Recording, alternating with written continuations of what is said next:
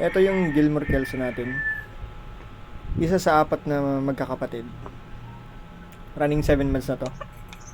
Yung broodcock nito, one time winner sa derby. Tapos yung inahin naman, galing sa kapitbahay na puro pure yung manok.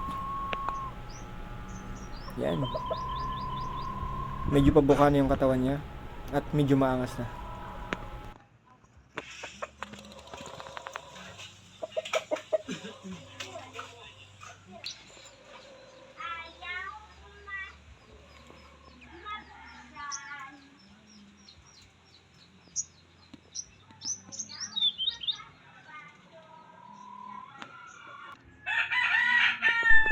Ito naman yung isa sa 4 na magkakapatid.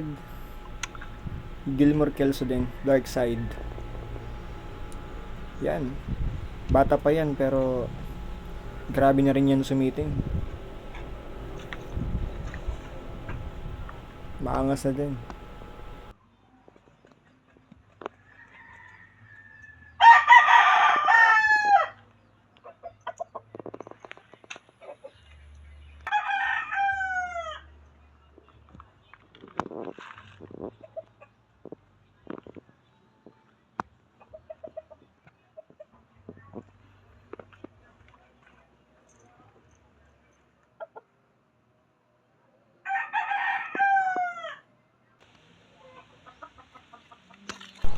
Ito naman yung pumpkin hatch natin. Niregalo sa atin ng Pasko. One time winner na din yan. Medyo ano pa nga lang, hindi pa kumpleto yung buntot.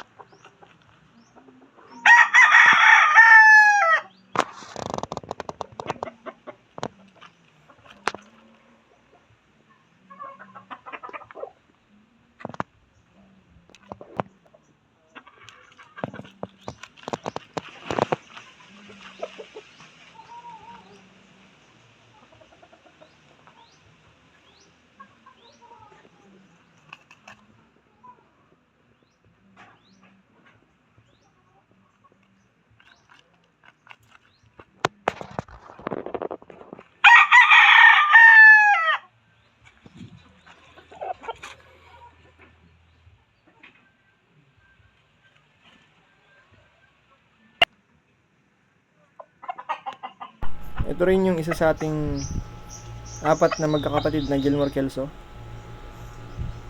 Yan, mga maaga pa dito sa amin, maaga pa kami nagtatali at maagang nagbibitaw. Kasi proven and tested na yan namin. Pagdating sa laban, pagdating sa drag fight, kayang-kaya namang pagsabayan.